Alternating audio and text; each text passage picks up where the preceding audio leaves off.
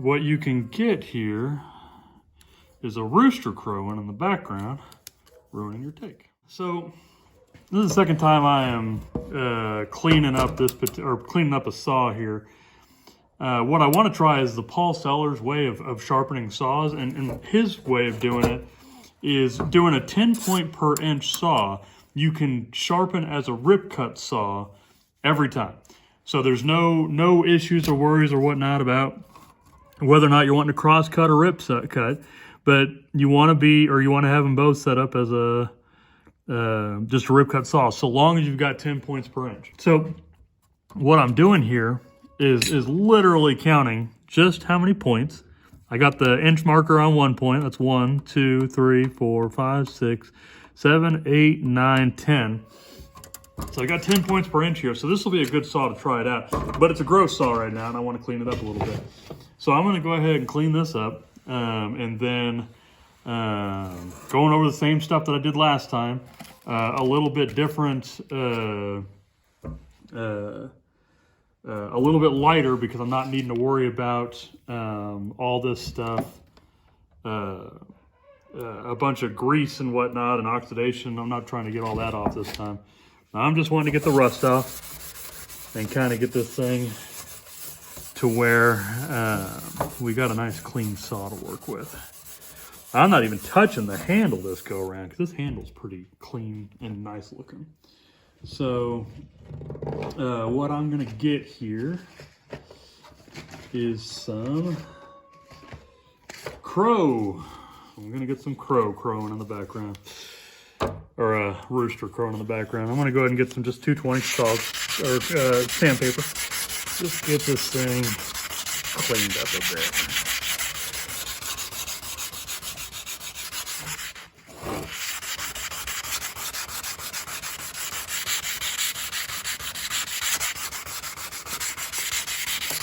Again, unlike my last video, we're really not needing to get too deep on this. This is gonna be a shop saw. This is gonna be something that I don't need to have perfectly clean. I just wanna get this rust knocked off it so it can get back into kind of fighting shape here. I wanna make sure it stays rust free. I wanna make sure that rust isn't gonna be causing weak points in the saw, any of that stuff. So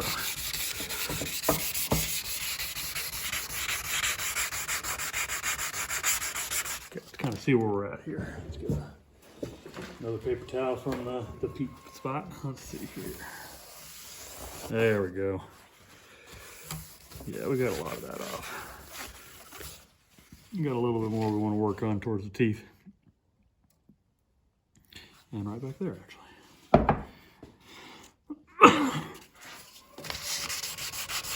Pardon the rooster. He likes to think he is super important. And as anybody who owns chickens will tell you, they've got an awfully big opinion of themselves that is not necessarily earned. Switch this out a little bit. There we go. Whatever the heck that was, huh?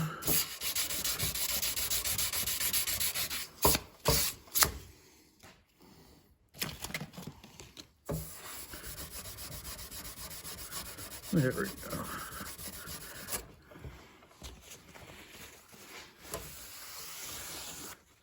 There we go. That looks a lot better. Still a bit of corrosion there by the teeth. But we'll see if we can't get that taken care of. Now again, this is marked as a crosscut saw. Paul Sellers, who I'm using a lot of his recommendations here, says to change the teeth of the saw from crosscut to rip cut, it just requires you to sharpen it a few times, and you sharpen it as a rip cut saw, and it should naturally change those teeth, which makes sense because the teeth are just going to go up and down regardless. And you have a rip saw where the teeth are are a lot more like this, with a little bit of splay where they're for their set, and crosscut's more like this. And it's all about where on those points it's been sharpened. It's all about where on those teeth points have been sharpened. So, because if we look here, do a little bit of look here on these teeth. Probably can't tell real well on the camera, but this has been sharpened like this, and then like this, and then like this, and then like this, and then like this, all the way up and down these teeth. And what that does is it makes a cross cut, and that cross cut allows it to, well, do exactly what it says, cross cut through the grain. Because the wood fibers, when you're going across the grain of a board like this, you're going to want to slice those fibers. When you're going down the grain of a board like this, you're going to want to, it's going to be more of a parting of the fibers, and you're just going to cut the stuff that kind of gets in your way or gets mucked up a little bit. But Paul Sellers, and Paul Sellers is a woodworker that I follow quite a bit, and I'll link his channel and whatnot.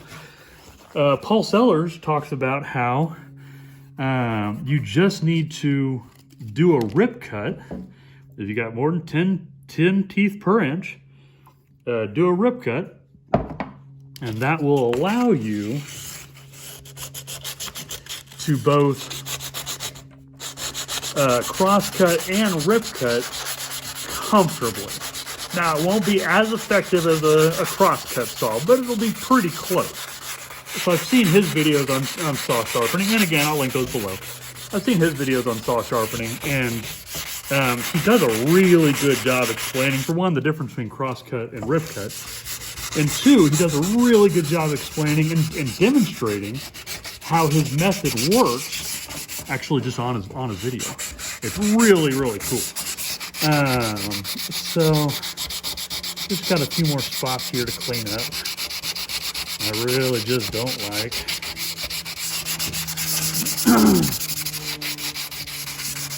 And I'm not even taking the handle off this one, just because the saw blade looks pretty good. It just had some rust spots on it that I wanted to get squared off.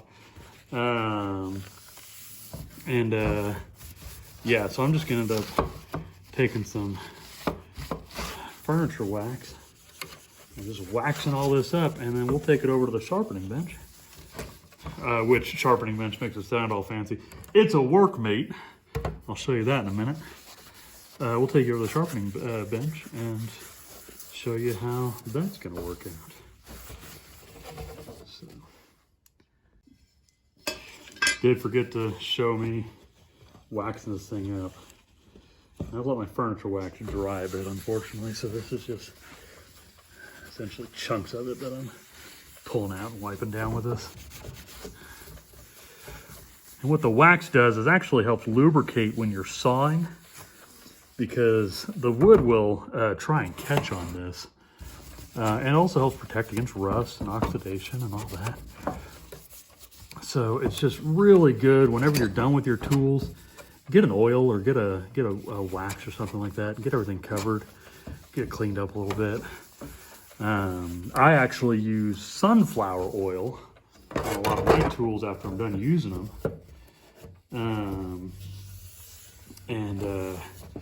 I mean, they'll sit for, depending on what I'm doing and whatnot, they'll sit for weeks or months, and just after having been rubbed down with a bit of oil. Sharpened up, rubbed down with a bit of oil, and they'll be ready to be used whenever I'm ready to call on them again.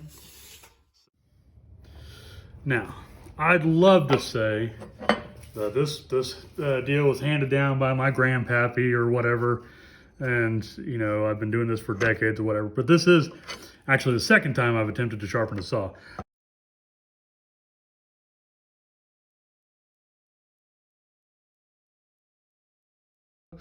Okay, so yeah, that was a pretty terrible idea. What I'm going to do here is actually only make one pass with the file, which will help because it'll mean I won't be sharpening for, 20 years. So one quick pass.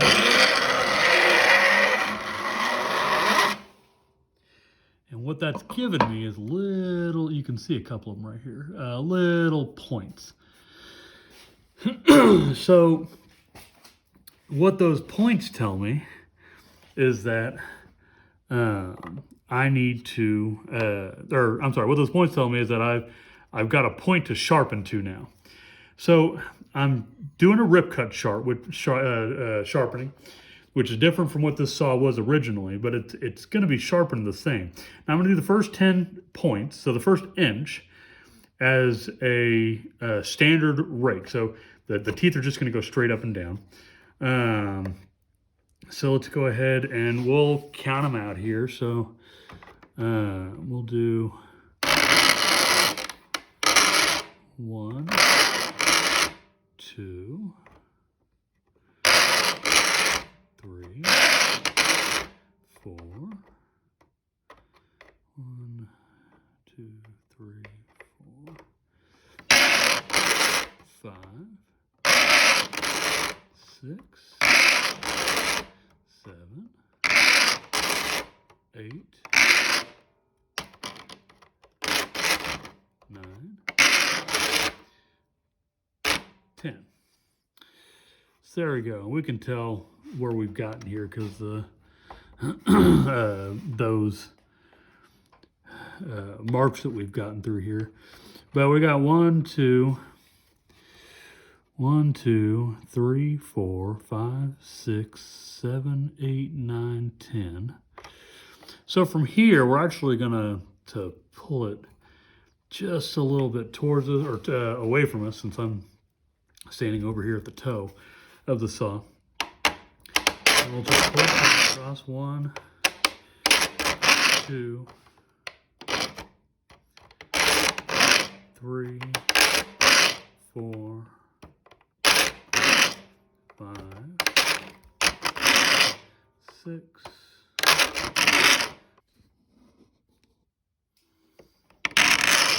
8, 9, 10. So these are feeling a lot sharper, as they should, but these are feeling a lot sharper than even the teeth down here. These teeth were sharp. I probably could have used this saw right off the bat. But again, I wanted to sharpen it with a little bit different methodology in mind. But I'll get you started here. This last set of 10, I'm actually moving the file to where it's now 90, this one side's 90 degrees of the saw. It's gonna make a very aggressive cut on, or it's gonna make a very aggressive rake on that saw.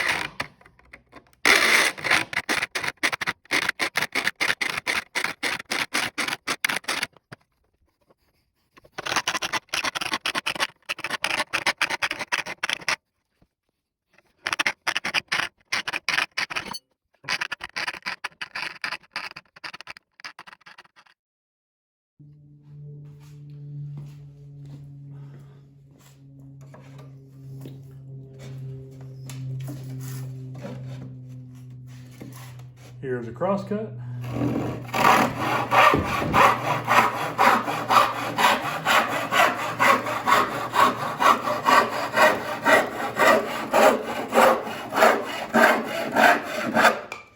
Oh, that was beautiful.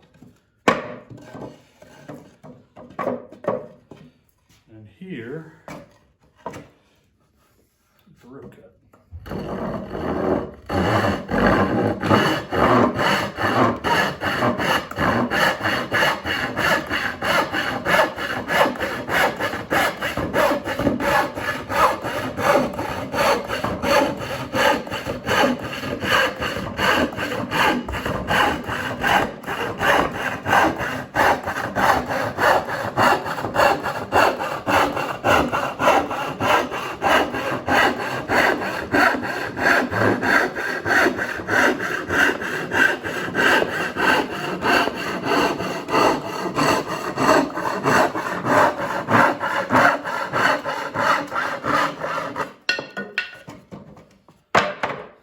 Works pretty good to me.